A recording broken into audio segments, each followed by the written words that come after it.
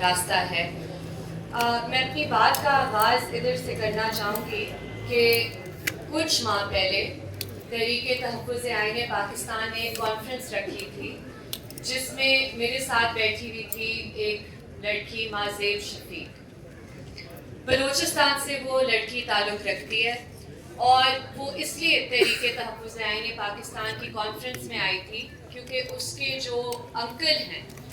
وہ دسمبر 2018 میں متحدہ عرب امارات سے جبری طور پر لاپتہ کیے گئے, پاکستان واپس لائے گئے اور آج بھی تاحال وہ لاپتہ ہیں. اس بچی کو اس کا انکل واپس نہیں مل سکا, لیکن چند روز پہلے اس بچی کے والد کو بھی جبری طور پر لاپتہ کیا گیا ہے بلوچستان سے. اس کے ساتھ ایک اور ادھر بچی بیٹھی ہوئی تھی, نادیہ بلوچ ان کا نام ہے. وہ ڈاکٹر مارک بلوچ کی بہن ہے. ڈاکٹر مارک بلوچ آپ سب کو پتا ہوگا کہ پچھلے 8 سے 10 مہینے سے وہ ناحق قید ہے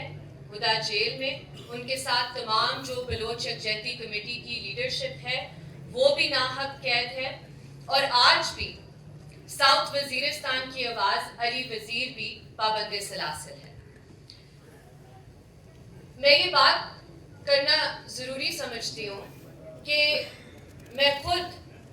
جب میری والدہ عمران خان کی حکومت میں وزیر تھی, میں خود پی ٹی آئی کی بہت سخت تنقید کرتی تھی, لیکن یہ بات پی ٹی آئی یا عمران خان کی نہیں ہے. یہ بات ہے پاکستان کی عوام کی, پاکستان کے عوام کے مینڈیٹ کی, اور کسی کو یہ حق نہیں ہے کہ پاکستان کی عوام کے مینڈیٹ پر دن دہاڑے ڈاکہ ڈالا جائے. آج جو عمران خان کے کرٹکس تھے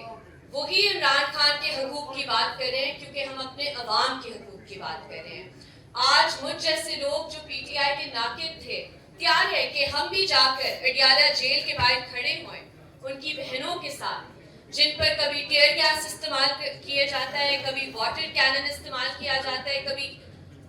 تیزاب ان پر پھینکا جاتا ہے, کیمیکل استعمال کیا جاتا ہے. تو ہمیں مل کر اس کی مذمت کرنی چاہیے, چاہے وہ ڈاکٹر مارک بلوچ ہو, چاہے وہ عمران خان ہو, چاہے وہ علی وزیر ہو. ہم سب کو ایک ہی آواز میں ان کی ناحق قید کی مذمت کرنی چاہیے, ان کے لیے سڑکوں پر آنا چاہیے, احتجاج کرنا چاہیے, مزاحمت کرنی چاہیے. آج بھی اسلام آباد ہائی کورٹ میں کچھ دن ہی پہلے عدلیہ کے شیر طارق محمود جہانگیری کو ایک غیر قانونی, غیر آئینی فیصلے کے تحت ان کے عہدے سے ہٹایا گیا. یہ پاکستان کی تاریخ میں پہلی دفعہ ہوا ہے, یا شاید کسی بھی مہذب معاشرے کی تاریخ میں یہ ہوا نہ ہو کہ ساتھی جج اپنے ہی برادر جج کے خلاف ایک کوو ورنٹو کی رٹ سن کر انہیں گھر بھیج دیں. اب افسوس کی بات یہ ہے کہ اسلام آباد ہائی کورٹ میں جن لوگوں کو ججز کے طور پر بٹھایا گیا ہے, ہم سب کو پتا ہے وہ کس کی نوکری کرنے کے لیے ادھر بیٹھے ہوئے ہیں, وہ کس کی ایما پر, کس کی ڈکٹیشن پر فیصلے دیتے ہیں. ہم سب کو پتا ہے کہ چیف جسٹس سرفراز ڈوگر کو کیوں چیف جسٹس لگایا گیا, اور جسٹس جہانگیری کے ساتھ جو ہوا اس پر میں بحیثیت ایک وکیل اسلام آباد ہائی کورٹ بار ایسوسی ایشن کی سخت الفاظ میں مذمت کرتی ہوں کہ وہ اپنے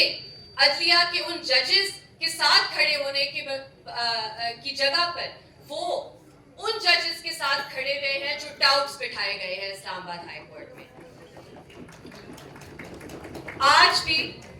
جو پاکستان میں تنقیدی آوازیں ہیں, جو آپ کے سامنے ادھر لوگ کھڑے ہوئے ہیں, بیٹھے ہوئے ہیں, چاہے وہ اسد علی طور ہو, چاہے وہ متی اللہ جان ہو, چاہے وہ سراب برکت ہو,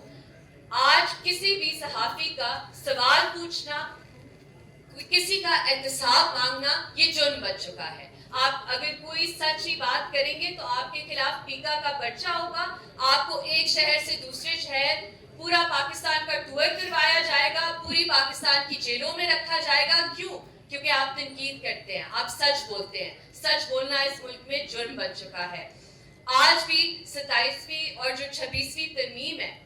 اس کے خلاف جو مزاحمت اور میں خراج تحسین پیش کرتی ہوں کراچی بار ایسوسی ایشن کو اور کراچی کے باہمت وکلا کو جو آج بھی سڑکوں پر اس کے خلاف مزاحمت کر رہے ہیں، لاہور کے بہادر وکلا کو جو سڑکوں پر اس کے خلاف مزاحمت کر رہے ہیں، اور میں اسلام آباد میں موجود وکلا کو اپیل کرتی ہوں کہ خدا را ہم بھی تھوڑی سی ہمت کر لیں، خدا را ہم بھی سڑکوں پر آ جائیں، کیونکہ یہ ہم سب کی بات ہے، یہ صرف ایک جج کی بات نہیں ہے۔ میں آخر کار یہ صرف ایک تجویز ادھر رکھنا چاہوں گی، میں پی ٹی آئی کی ووٹر سپورٹر نہیں ہوں، میری شاید رائے نظر انداز کی جائے، لیکن میں ریکویسٹ یہ کرنا چاہوں گی ایک نوجوان ہوتے ہوئے، ایک وکیل ہوتے ہوئے، کہ بہت ضروری ہے کہ کیونکہ پی ٹی آئی پاکستان کی اس وقت مقبول ترین پارٹی ہے، کیونکہ عمران خان کو مینڈیٹ دیا ہے اس عوام نے، کہ میں پی ٹی آئی سے ریکویسٹ کرتی ہوں کہ وہ اپنی پالیسی واضح الفاظ میں بیان کر لیں، وہ یہ فیصلہ کر لیں کہ کیا آپ سہیل آفریدی صاحب والی مزاحمت چاہتے ہیں یا آپ مفاہمت کا راستہ چاہتے ہیں، کیونکہ جو قابض ہے ہم پر، جو جابر ہے، جو ظالم ہے، اس سے مفاہمت نہیں کی جا سکتی، اس کے سامنے صرف مزاحمت کی جا سکتی ہے۔ تو میں درخواست کروں گی کہ اس پر آپ ایک بہت کلیئر پالیسی فریم کریں، اپنے کارکنان کو بھی ڈس اپوائنٹ نہ کریں جو سڑکوں پر آنے کے لیے تیار ہیں، جو ہر بار سڑکوں پر آ کر گولیاں کھاتے ہیں، ان کے لیے، اس عوام کے لیے یہ فیصلہ کر لے کہ ہم نے صرف اور صرف مزاحمت کی سیاست کرنی ہے، ہم سب آپ کے ساتھ ہیں، ہم سب آپ کے شانہ بشانہ کھڑے ہوں گے۔ بہت شکریہ۔